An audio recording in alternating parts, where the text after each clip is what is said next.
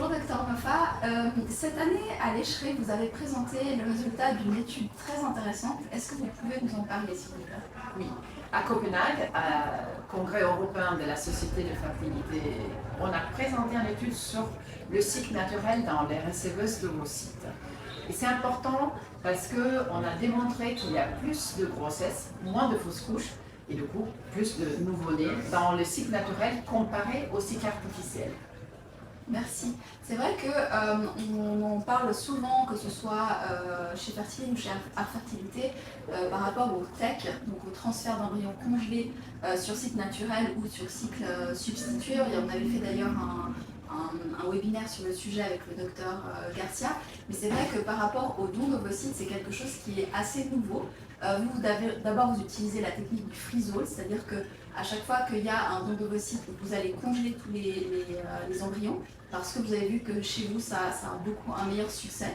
Et ensuite, faire le transfert sur cycle naturel. C'est à peu près combien de transferts que vous faites sur cycle naturel? 50% ou plus? Oui, donc on a d'abord essayé de voir, et quand on a vu qu'il y a des meilleurs résultats chez les receveuses qui, évidemment, peuvent avoir une ovulation et donc on peut profiter de leur cycle naturel. Tout d'abord, il y a moins de médicaments et donc c'est aussi un cycle plus patient-friendly. Et de l'autre côté, les résultats sont meilleurs. Donc actuellement, chez Fertilab, le 50% des cycles de transfert chez une receveuse, ça se fait en cycle naturel.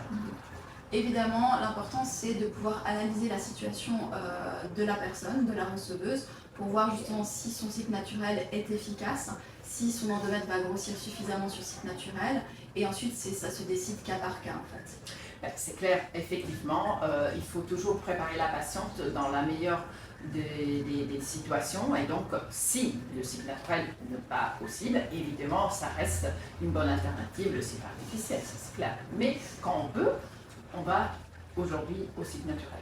Voilà, mais c'est intéressant parce que c'est vrai que jusqu'à maintenant, il n'y avait pas vraiment d'études qui montraient qu'un était meilleur que l'autre. Et là, vous avez pu dans votre étude montrer que, en tout cas chez vous, le cycle naturel était bien meilleur.